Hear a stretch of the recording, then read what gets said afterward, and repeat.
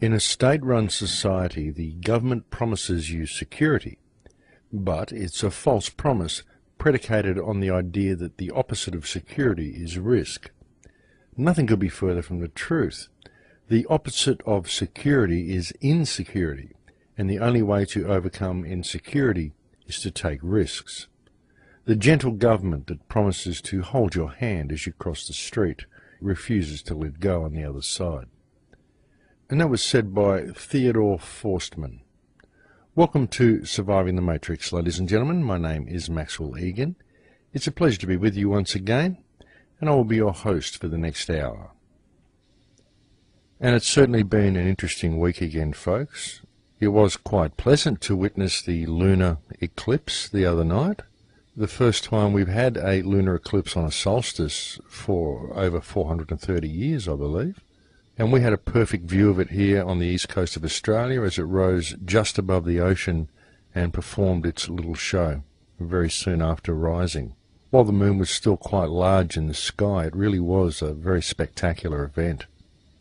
On a different note, something rather unfortunate that happened during the last week as well was the passing of Bill S-510, the insidious Food Safety Modernisation Act, which is designed to basically make food unsafe and to prevent people from being able to obtain safe and organic foods. It is very important that everybody disregard this bill. It is very important that everybody put in gardens as quickly as they can, and that if they see anybody being arrested under this corrupt legislation, that they go to their aid and support the people who may be being arrested by the Food Gestapo, otherwise known as the FDA. More interesting developments as well on the Wikileaks front. We see the government is now attempting to bring conspiracy charges against Julian Assange. I would suggest that what Julian Assange and his accomplices have actually done is they have collaborated to bring the truth to the people, and what we are actually seeing is a government conspiracy to cover up the release of this information. I would suggest that the information being secret in the first place is a very good indication of a government conspiracy to conceal such information from the public anyway. So the government accusing anybody of a conspiracy in regards to the release of information by Wikileaks really is a case of the pot calling the kettle black. They really do have the most demented and backward way of thinking, these governments, folks. They very much like to try to put the shoe on the other foot and make it appear that it's always the other guy's problem, it's always the other guy who's responsible. It's amazing, really, when you think about it. But suffice to say that if crime within government is exposed, then it's typical of the government to accuse the person who exposed the crime within government as being the actual criminal. It's really like some kind of super demented reverse psychology or something. Quite amazing, folks, quite amazing. And as I said last week, I don't pertain to support Julian Assange, and I don't pertain to not support Julian Assange. I'm on the fence with the whole thing. But what I think it is important to remember throughout the entire Wikileaks saga is that it is not actually about Julian Assange, nor is it actually about the information he released. What it's about is censorship, freedom of speech, and the removal of government accountability. That's what the whole WikiLeaks saga is about. And as I said a couple of shows ago, it's also very interesting that this happened just before the release of a whole swag of documents pertaining to the crimes that have been carried out by the Bank of America, as I believe that the documents that were about to be released regarding Bank of America very likely showed that all of the mortgage foreclosures that we've seen in the last few years have all been completely and utterly illegal, that Bank of America had no right to foreclose on those mortgages, and that those people still own their homes. And this, of course, has the potential to bring about the largest lawsuit in the history of the United States. I think it's very telling that this entire WikiLeaks saga happened just prior to the release of that information. And as I said, this is the case regardless of what your opinion of Julian Assange is. I think it's very important to look at these things holistically. And of course, right on cue, in response to the actions of WikiLeaks, we now see the FCC announcing that they are going to implement regulation of the internet This is, of course, going to be done with the approval of the Obama regime. And folks, the advent of the Obama administration has certainly brought about change, though not the type of change that most people hope to see. But what Obama has done is, well, the Obama regime has been something almost akin to the Bush regime on steroids. Obama has removed so many rights from the people and nationalised so many things now. He's nationalised healthcare, he's now going to nationalise the internet, and it's very predictable that he would do so, folks, because that's what this entire Wikileaks saga is all about. It's about freedom of speech and censorship. That's what it's about. And there can now be no denying that this is exactly what it's about, simply by the actions of the Obama regime in response to the Wikileaks saga. They're almost too predictable sometimes, folks, these politicians. It really does become so obvious to see what the next move is going to be when one has obtained the right way of looking at things. And as I've said, it was, of course, very predictable that they would implement some form of regulation of the internet in response to WikiLeaks. That's truly what the whole thing was about. I mean, you don't get this type of media exposure for one event, and you don't have it blown up in such an out of proportion way, and you don't have the exposure of the crime being called a criminal so blatantly by all sources. I mean, there's very little objectivity in the media or in government or from any source that's actually defending the actions of Julian Assange. It's all about national security, because they like to convince people that national security actually means the security of the criminals within government rather than security of the nation. And folks, you just don't get all of this without it very much being a staged event designed to bring about a specific outcome, namely the censorship of the internet. And so it was very obvious what they were doing with the whole thing, folks. And that's what I mean when I say I'm on the fence with the whole Julian Assange thing. I mean, sure, he released a lot of good information. He withheld a lot of good information as well. He very notably never says anything bad about Israel or Zionism. And it is rather disturbing that he doesn't believe there's anything wrong with the official story of 9/11. That really does speak volumes, folks, but as I said, I am not one to judge what anyone's motivations may be. I simply looked at it on the global stage, and when one does that, it really does become quite obvious what this is all about.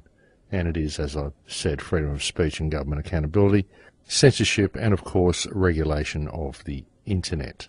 And that's why it's pointless arguing whether Assange is a shill, whether he's a government agent, whether he's releasing disinformation, whether he's working for Israel, whether he's a hero.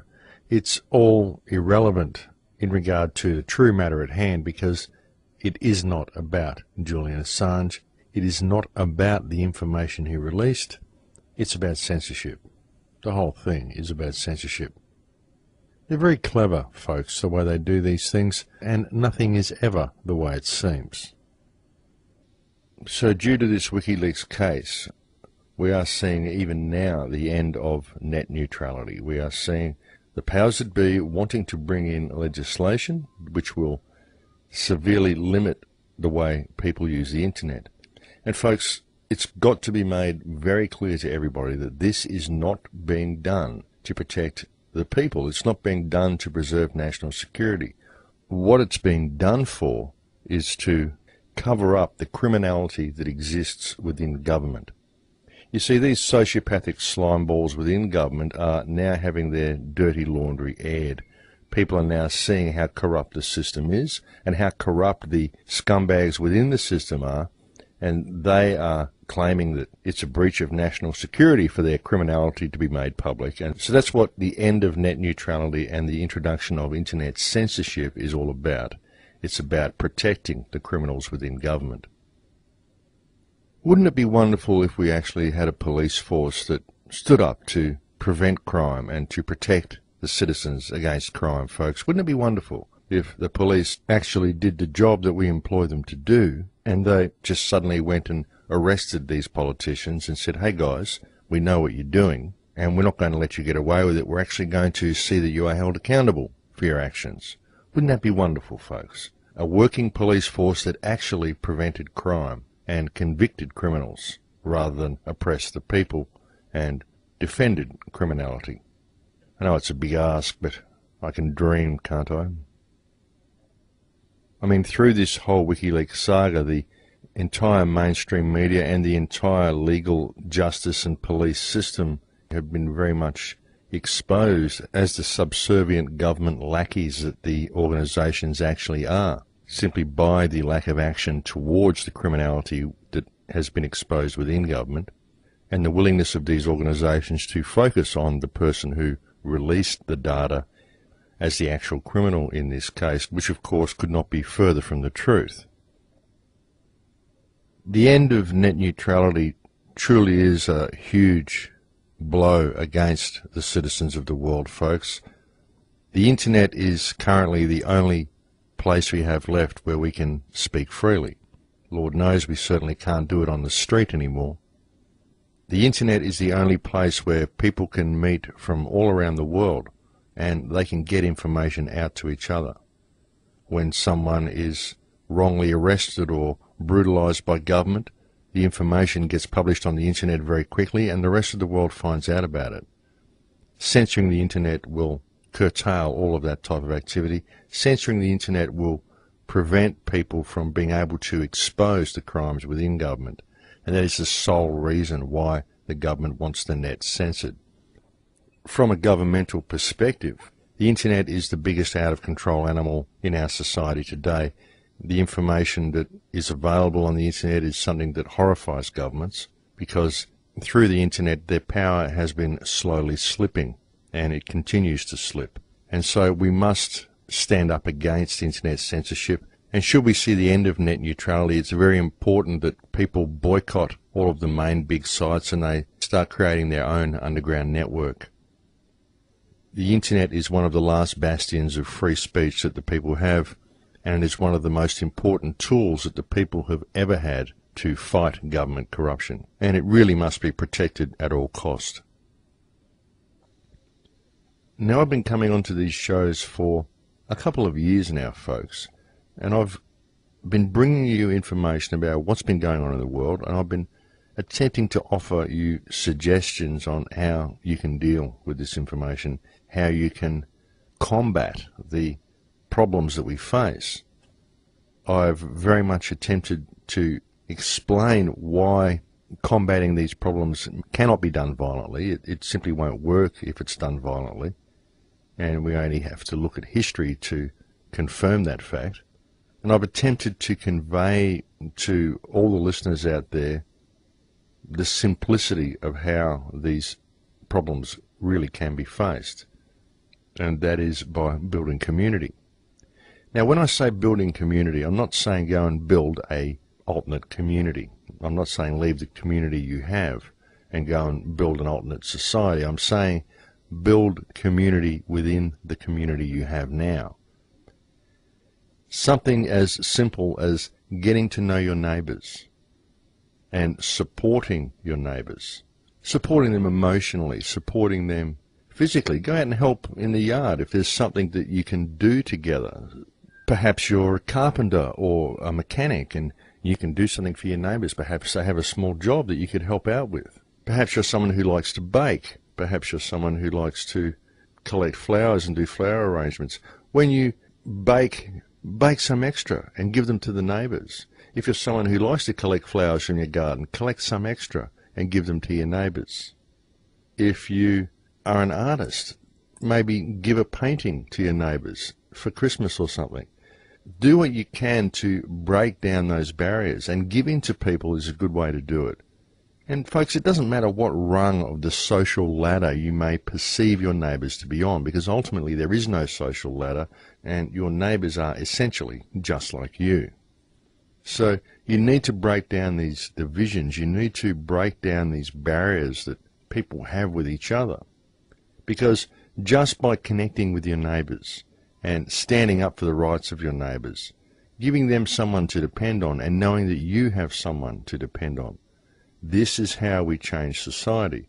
Because if everybody did this, if the entire neighbourhood did this, then suddenly the entire neighbourhood would all know each other, and if there was a problem with the authorities in regards to someone in the neighbourhood, the entire neighbourhood would stand up in defence of that person. And this can be extrapolated out to go past your neighbourhood and to go to your entire suburb and then to your entire city and your entire state and your entire country. Once people establish this connection with each other and they establish these ties with each other, break down these fictitious borders and barriers of division and realise that we are all in this together, and that the only reason the government can do things like bring an end to net neutrality, bring in bills like S510, is because the people are divided. That's the only way that they can get away with any of this stuff, folks, is because the people are divided. And folks, you've just got to look at the whole scholastic system, the educational system, the social system, the business systems. All of the models that we have in our society are all designed as hierarchical systems that purposely work to keep people divided. That's what it's all about, divide and conquer. And when you see that all these things are in place to divide people, then you have to ask yourself why. And once you do this, it becomes glaringly apparent that the way to combat all of the problems that we face is through common unity of the people. Building community within the community you have now. We don't need to go and build alternate societies. We need to fix the society that we have now. And it's really not that hard to do. You just have to start looking at things from a different perspective, folks.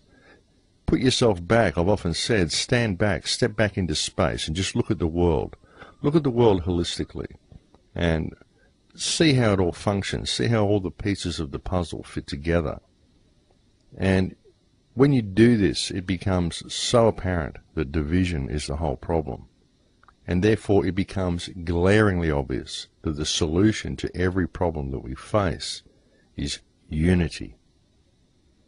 Humanity simply must unite as one species. And I'm not talking about any global government. I'm not talking about any form of government at all. I'm simply talking about people connecting with their neighbours. And folks, if you did this, it would grow out like a grassroots thing. You know, if you connect with the people next door to you, and the people next door to you connect with you, and the people next door to them on the other side, and then it just goes on right throughout the entire globe, and it's almost like someone just switching on a light that eventually permeates to every house and every family on the planet. And that would truly be a wonderful thing to see. Folks, if the government is allowed to get away with ending net neutrality, if the government is allowed to bring in the censorship it wants to bring in, we won't know about such things as the collateral murder video showing the murder of Reuters news reporters by an American gunship over Baghdad. We won't know about the war crimes that are being committed daily in Afghanistan in our name. We won't know about the atrocities that happened in Iraq at Abu Ghraib. We won't know about such things as the civilian brutalized by police on the streets of Denver because he offered support to a driver who was being falsely accused by police. And folks, these people are criminals. The police who falsely accused a driver of a crime and then hospitalized a witness. These people are criminals, folks. And these criminals will never be brought to public attention if the internet is allowed to be censored. There are no reputable or workable watchdogs currently on the government. There are no systems in place, there are no dependable eyes that will ever hold the government accountable for its actions. And so therefore the only people who are able to do that, and the only people who should do that, and on whose shoulders the duty to keep watchful eyes on the government rests, is the people. And the only workable method we have of doing this and for bringing the crimes of government to public attention is the internet. And that's why everybody needs to start making noise about this. Everybody needs to write to their senators, write to their congressmen, write to every politician that you can, write to newspapers, editorials, hand out flyers in the streets, do whatever you can, but get the word out that we need to preserve the internet in its current form. And if internet censorship is brought in, then we will refuse to cooperate, and we will do it in mass. Because we understand that the only people who benefit from internet censorship are the criminals within government who seek to prevent their crimes from ever being exposed. The internet is the people's tool. The internet is the new media. Everybody knows that they can't trust the mainstream news sources anymore. Information is available on the internet sometimes weeks ahead of when it's seen on the major networks. And the alternate media has become the real media. The alternate media has become the most dependable source of truth and real information that exists anywhere on the planet. The mainstream media outlets make claim that they have access to the largest news gathering networks on Earth. But we the people already have access to the best news gathering network on Earth, folks, and that is the internet. If there's a riot in Chechnya, we can simply log on to a Chechen chat room and ask the people on the street what's going on. We can get information on the ground all around the world through the internet. And this will all end if we see an end to net neutrality. We will be forced to depend upon the propaganda we are fed by mainstream sources. You see, the governments desperately seek to turn the internet into something like a cross between a right-wing propaganda machine and a giant shopping mall. And that's what they would like to turn it into. And the only thing that stands in the way of them doing just that is we, the people. And so this is something that we really do need to act on. Because, as I said, the internet is the best tool for freedom that we currently have.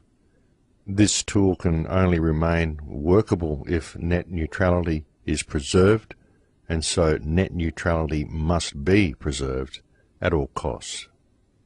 Remember, folks, we elect these governments to act in the best interests of the people. They are our elected representatives, and taking away your freedom and removing themselves of accountability is not national security. In fact, it is quite the opposite. Because the nation can never, ever be secure if the government is removed of accountability and if it is left without a watchdog. And as I just said, the only workable watchdog that has ever existed or will ever exist is the people themselves. So if there was ever any issue that you wanted to stand up for, folks, this is the one. This is the big moment. This is when the human race can really show that we have come into our power, and we can stand up and we can prevent this from happening. Because should we fail to do so, then, well, I won't be speaking to you for very much longer, I'd say, folks, because I doubt very much whether websites like the Crow House or voices such as mine will survive. And it won't just be me, folks. It'll be any alternate voice that's speaking out against the government. It will be all alternative media. We will see severe censorship of places such as YouTube even. A loss of people's ability to be able to even open blogs that aren't censored. And effectively the silencing of any voice that dares to speak out against the banking regime that appears to be poised on the very brink of world domination. But I think it's about break time now, folks, so I'll leave it there for now, and I'll come back and speak to you again in a few minutes. And as always, thank you very much for listening. Welcome back, folks. Now, for years we've been expecting some sort of government move to censor the internet. There's been many sources that have claimed that the internet will be regulated by 2012. We've seen it here in Australia. The government has attempted to implement mandatory internet censorship a couple of times, but they have not yet been successful. We've had Obama wanting an internet kill switch. We've seen signs from very many directions that they've been wanting to do this for a very long time. But there was always complaints, there was always problems, people were always up in arms, ISPs always claimed they couldn't do it, they claimed it would be too difficult, that any form of censorship would essentially end up being a blanket censorship, and many thousands of websites that there was no problem with would also end up censored. And so no form of censorship could ever truly be justified. And that's what this Wikileaks saga has done. It's put an end to the complaining about blanket censorship of the internet, because they're now claiming that it's justified on the grounds of national security, because again they are presenting national security as in fact protecting the criminality within government rather than actually protecting the nation. They say such things like, if the President or the Congress or Senate was ever exposed for committing crimes and arrested, then it would undermine the nation's faith in the country and it would cause mass turmoil. But of course we all know that if they are a criminal, then they should be arrested and held accountable for their actions regardless of what position they hold. The President is still a person the same as anybody else. See, the criminals in government think national security means a situation where the people are not up in arms against the government, and essentially saying that the nation is insecure if the criminals within government are ever in danger of prosecution. That's what they're claiming national security means. But as I've said many times, what the nation actually is the people of the nation. You are the nation, not the government. The government is simply the administrative arm of the people, or apparently that's what we elect them to be. And the nation will never ever be secure if there are criminals within government and if the government is removed of accountability. And this is not to say that we need to get rid of the government. We just need to unite the people so that we can hold the government accountable for its actions. Because the government is just people, folks, just like you, just like me. There's no difference between any of us. And so if we had a united people across the globe, we could still have these governments in place, but we need to have these governments accountable to the people, not the people accountable to the government. That's not the way it's supposed to be. See, it's all been reversed. We need these people to ensure that we have schools, that we have functional roads, functional healthcare, functional education system, that everything runs smoothly. And I would point out that these are all things that we need as society, and they are things that the governments seem to be grossly inept at providing, whereas they seem to be more fascinated with presenting more and more rules and making society more subservient to government. So that should be a bit of a sign, folks. And what we need to combat all of this is a united community that actually holds the governments accountable. We need to realise that we are the government watchdog. We don't need the government putting laws in place that prevent themselves from being watched by the people, because who else is going to watch them? I mean, obviously, if these governments put themselves at the top of the national food chain, then nobody is going to watch them. They're not accountable to anybody. And that's the problem. See, this isn't democracy, folks. If governments aren't transparent and aren't held accountable for their actions by the people, then democracy is simply a hollow word. And I don't particularly agree with democracy anyway. Democracy is, as many people have said, two wolves and a sheep deciding what's for dinner. I mean, to be brutally honest, I don't really believe in any form of government, folks. I think anarchy would be a lot better. And no, anarchy does not mean violence. It simply indicates the lack of a governing body. But if we are going to have any form of government at all, then what we need is a constitutional republic. We don't really need a democracy at all. Democracy is simply mob rule. Lynch mob is a great example of democracy. So I'm sure we can do better than that, folks. But whatever we do, we certainly need a change from the system that we currently have. And key to the whole thing, key to bringing about any type of positive change, is for people to understand that we, the people, are actually the holders of the original jurisdiction above the government. It is we who appoint the government to act on our behalf. That is the basis of any Western democratic system, or so we are told.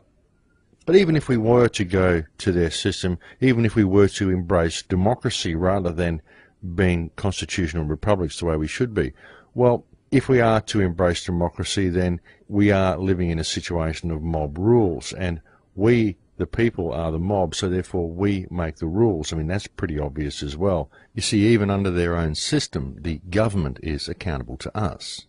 And we don't have to do anything to force them to comply with our wishes. All we have to do is stop complying with theirs. Stop complying with any rules that interfere with society being society and interfere with the rights of any human being to live in their natural state of abundance. And that's the attitude we need to adopt, my friends. Because we've tried to live our lives the official way, and from doing so we are now in a situation where there is something very wrong with our world.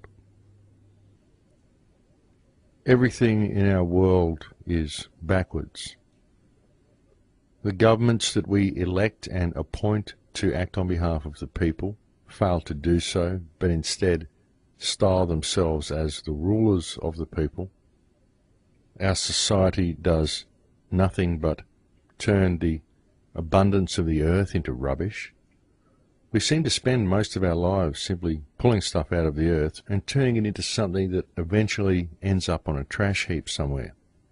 It's a throwaway society, and unfortunately we've become so accustomed to this throwaway society that we also tend to throw away the people within it and even the society itself. Due to our indulgence in this throwaway society, due to our dependence upon illusionary concepts of social standing, and due to our collective failure to be able to comprehend the reality of our surroundings, the human race is on the verge of allowing itself to be locked down into a totalitarian system, the likes of which the world has truly never seen. But the solution is right there at our fingertips, as long as the people of the world see the opportunity that has been provided for us, and we collectively act while the opportunity is still available. All of the measures that are being implemented against us by the government, Bill S510, the loss of net neutrality, all of these things can be effectively combated simply through human unity.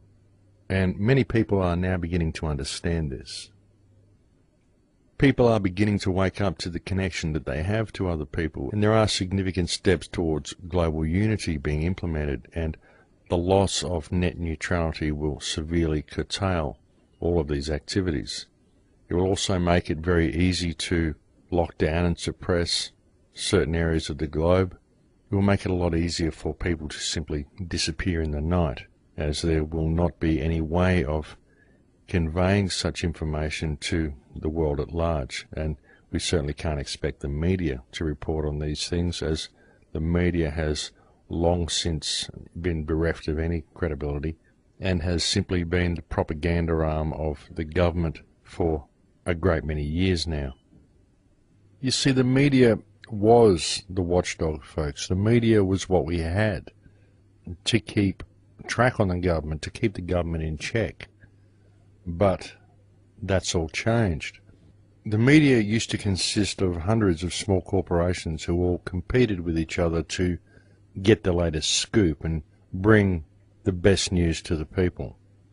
But it's not like that anymore. Now the media is a well-oiled and very controlled machine that's run by, I think it's just 4 corporations now. It used to be 6, but I believe it's now 4. So you essentially have the main shareholders of just 4 corporations controlling all of the information that the public receive.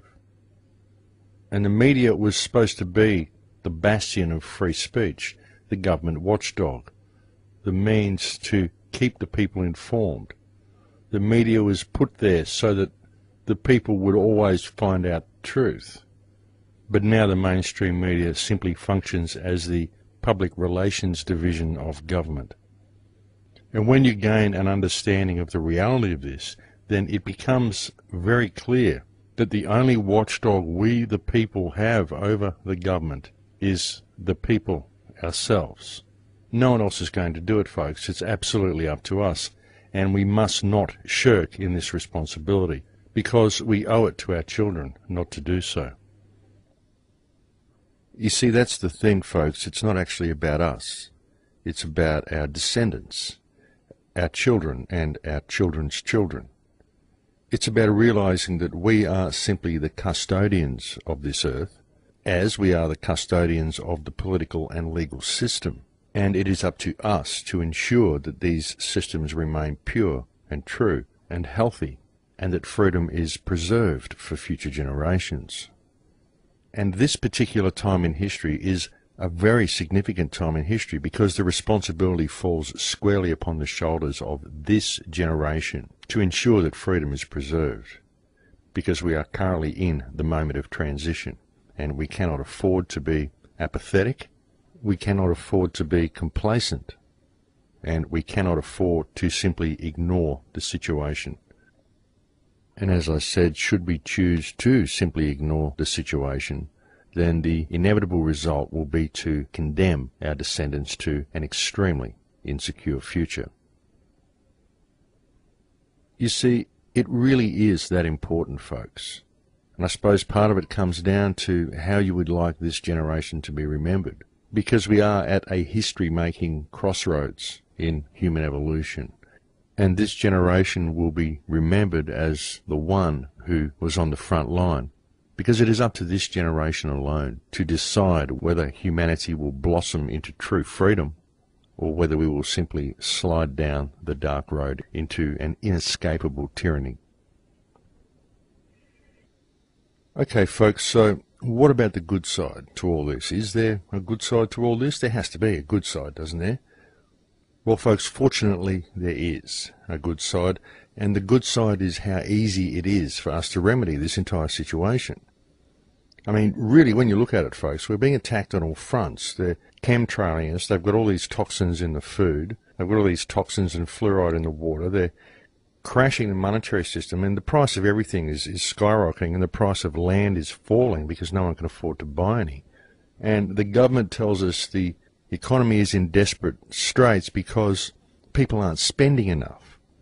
I mean, where everybody's in debt up to their eyeballs, and they're telling us we're not spending enough. It's ridiculous. Spend more money, get more in debt so we can take you home. It's a wonderful little industry they've got going. And folks, all we need to do is to realise how fictitious this whole system is. The whole money system is fictional. The whole credit and debt system is fictional. The whole legal system is fictional. It only exists on paper. The whole social structure we've got is fictional. And all we have to do to fix all of the problems that we face is to connect with each other, to start following the one law. I've often said there is only one law of all creation, and that is absolute unconditional love and service to the creation, which of course includes yourself. Serve others as you would serve yourself, and serve yourself as you would serve others. It's very simple. And while doing so, understand that you are one of the custodians of this planet. And so keep your home in a good state in order that you may pass it on to those who will come after you. Make the world a little bit better because you are in it. Don't go fighting wars. Don't imagine that the meaning of life is a collection of more and more useless trinkets. It's ridiculous. Start helping those around you. Start helping the earth. Stand up for what's right. If a law is unjust, disregard it. As Albert Einstein said, never do anything against conscience, even if the state demands it. So it isn't like there hasn't been like 1,000 people throughout history that have all told us the same thing. Everybody has said that all we have to do is do what's right, all we have to do is act with our conscience, and that all it takes for evil to be perpetuated is for good people to look on and do nothing. So it isn't like we haven't been told how to fix this situation time and time again. It's just that we've never taken it on board. We've never actually stood up and done it. But now we're facing a situation where we really don't have any choice. And the beauty of all the things that we're facing is that all of these things are opportunities for us to do exactly this. All of them are opportunities for growth. It's just up to us as to whether we accept and embrace the opportunities we're being provided with. I mean, we will eventually, the human race will eventually stand up and shake off the shackles that we are now threatened with. But how long will it take? How much worse will it have to get before people wake up to the fact that this whole system is fictional and that we don't actually have to do any of this stuff? It's pretty simple, folks. And if everybody in the world just suddenly decided to follow the one law, then we could change reality with such speed that it would be literally stunning. All we really have to do is to want to, and then to stand up and put the wheels in motion. And I believe that we will, folks. I truly believe that we will, though I also believe that it will unfortunately have to get a little bit worse yet before the many who are sleeping actually wake up to the fact that they're being scammed. But I believe that we'll do it, and we will get through the worst of it, and we will eventually neutralise the looming police state that we are currently threatened with. Personally, I don't think the elite stand a chance of implementing the type of measures that they wish to implement. I think that their brains are a little dysfunctional for even trying and even believing that they'll be able to get away with it, because they won't. I mean, they might succeed for a little while in the short term, but ultimately they will fail, because I don't believe the human spirit is something that will be so easily overcome. We're a pretty resilient bunch, folks, and personally I see the whole thing as a wonderful challenge. I think it is truly a remarkable and historic moment to be alive, and I really firmly, truly believe that the human race will come into its power. I mean, it has to happen. It just depends on how long it takes, but the way things are going, we will eventually be forced into a situation where we have no choice but to do so, because if we choose not to do so, then we won't survive. And survival instinct is very strong, folks. It will kick in eventually. Well, we're starting to get close to the end of the show now, folks. I would like to put out a couple of thank yous this week. The first person I would like to thank is Frank Stephan, who runs the American Voice Radio Network. If it wasn't for Frank, I wouldn't be on the air. He has been most kind, and if it wasn't for Frank, then none of you would be listening to me. I'd also like to thank Big John Lipscomb, who first interviewed me on the radio, and without him doing so, I certainly would not have the show that I have now. I'd like to sincerely thank a lady by the name of Elizabeth Patton, who has been transcribing many of the more recent radio shows that I've done and sending me the transcripts so I'm able to post them on the Crow House. She's done this just off her own bat. I never asked her to do so, and she hasn't done all the shows, folks, but she has transcribed a substantial amount of the latter shows, and I truly do wish to offer Liz my most sincere thank you. And folks, I would also like to thank all of you, all of the people who listen to the radio show, all of the people who patronise the website, all the people who share my video clips and my radio shows with their friends and post them all over the internet, which they do. I've found them in so many places now. So my most sincere thanks goes to the people who share this information, all of my Facebook friends, all of my YouTube friends, all of the people who leave such positive comments on my channel and who email me with such positive feedback. I was overwhelmed at the amount of positive feedback I received to the last show that I did, which was an interview with Rick Simpson. A great many people have sent me thanks in regard to that show, and I very much appreciate the kind words that so many people have offered. I do intend to have Rick back on the show again soon. I might even get him on for a 5 or 10 minute spot at the end of the show once a month or so that he can keep us updated with how things are panning out for him and the progress he's making with the release of his book. That show was, of course, 2 weeks ago. There was no show from me last week, folks, and that was because of the weather. The weather has truly been out of control here in Australia. It's been raining like forever, I think. But as many of you know, I live in a very small cabin, and my cabin has a tin roof, and it was literally raining so heavily last week that it was virtually impossible to hear my voice above the rain on the tin roof, and I was simply unable to do a radio show because of it. So my most sincere apologies. Poor Frank had to play a rerun, but you get that, folks. I simply can't control the weather. I think that's probably up to a little crew in Alaska who run the HARP station. I'd also like to send out a most sincere thank you to anybody who has ever donated or contributed to the Crow House in any way. It is very much appreciated. It is indeed the only thing that has kept the website going, and were it not for people's donations, it would have been closed a long time ago. And I also doubt very much that I would be still speaking to you all on air. If you ever can make a contribution to the website, it is very much appreciated. It's always sorely needed. Everything that I have on the website I've put there for all of you.